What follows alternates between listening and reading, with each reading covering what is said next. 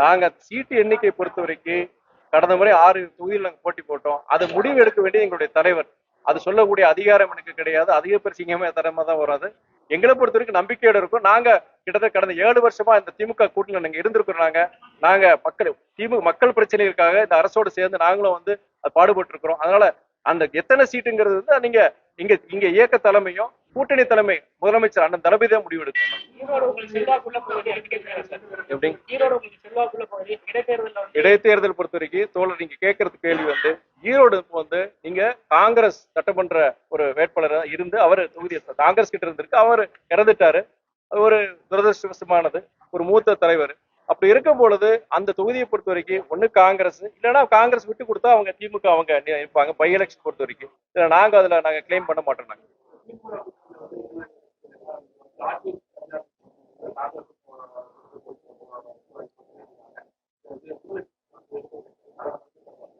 ஆட்சியில் பங்கு அதிகாரத்தில் பங்குங்கிறது விடுதலை சிறுத்தைகள் கட்சி காங்கிரஸ் கட்சியோட நிலைப்பாடு.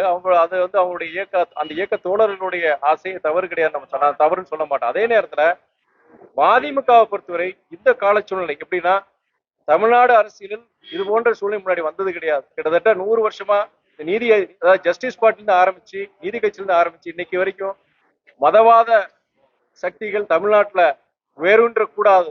அவங்க ஏதாவது ஒரு விதத்துல வந்து இங்க வந்து தமிழ்நாட்டுல வந்து வேரூன்றிடணும். அந்த மதவாத அந்த ஒரு சித்தாந்தத்தை இங்க புகுத்தணும்னு சொல்லிட்டு முயற்சி பண்ணிட்டு இருக்கிறாங்க. இந்த கால சூழ்நிலையில எங்களால வந்து ஒரு குழப்பத்தை உருவாக்க கூடாது. அதாவது இந்த அதிகாரத்தில் பங்கு ஆட்சியில் பங்குங்கிற தேவையில்லாத அது வந்து எங்களை பொறுத்த வரைக்கும் அது அந்தந்த இயக்கங்களுடைய உரிமை. அதை நாங்க சொல்ல வரணும். மதிமுக பொறுக்கி எங்க இயக்க தலைமை என்ன முடிவெடுத்திருக்காங்க அந்த இதுக்குள்ளேயே நாங்க போகக்கூடாதுன்னு நினைக்கிறோம். நாங்க அதே நேரத்துல இந்த ஆட்சியை பொறுத்த வரைக்கும் நாங்க என்ன ஒரு கோரிக்கை வைக்கிறோமா மக்கள் சார்ந்த கோரிக்கை வைக்க கண்டிப்பா அந்த முதலமைச்சர் பரிசீலிக்கிறாங்க. அதுக்குண்டான அந்த முயற்சிகள் எடுக்கிறாங்க. அப்படி இருக்கும் போது அதிகாரத்துல பங்கு அதுதானே. நாங்க கூட்டணியில் இருக்கிறோம். ஒரு மக்கள் நீங்க பத்திரிகை நண்பர் நீங்க ஒண்ணு சொல்றீங்க மக்கள் சார்ந்த பிரச்சனை கோரிக்கை சொல்றீங்க. நாங்க கொண்டு போறோம். அந்த கொண்டு போகும்போது சார்ந்த துறை அமைச்சர் வந்து அதுக்கு வந்து ஆமோதிக்கிறாரு செஞ்சு கொடுக்குறாரு. அப்படி இருக்கும் போது இதே ஆட்சியில் பங்கு தான் நாங்க பாக்குறோம். நாங்க அரசு பள்ளியில ஒரே நிமிஷம் ஒரு ஜிஹெச் மெடிக்கல் காலேஜ் ரெண்டுத்துக்குமே இன்ஸ்பெக்ஷன் இருக்கு. அவங்க இல்ல வெயிட் பண்ணிட்டு இருக்காங்க. கிட்டத்தட்ட அரை மணி நேரம் உங்களுக்கு கொடுத்துருக்கேன். நான் தயவு செய்து ப்ளீஸ் பாட்டாளி மக்கள் கட்சியில் அந்த சம்பவம் பொறுத்திருக்கு அந்த கட்சியுடைய ஒரு அந்த இயக்கம் எடுக்க வேண்டிய முடிவுகள் தான். நாங்க மதிமுக இன்னொரு கட்சியுடைய விவாதத்தை தலையிடுறது வந்து ஆரோக்கியமானது கிடையாது நான் சொல்லுவேன்.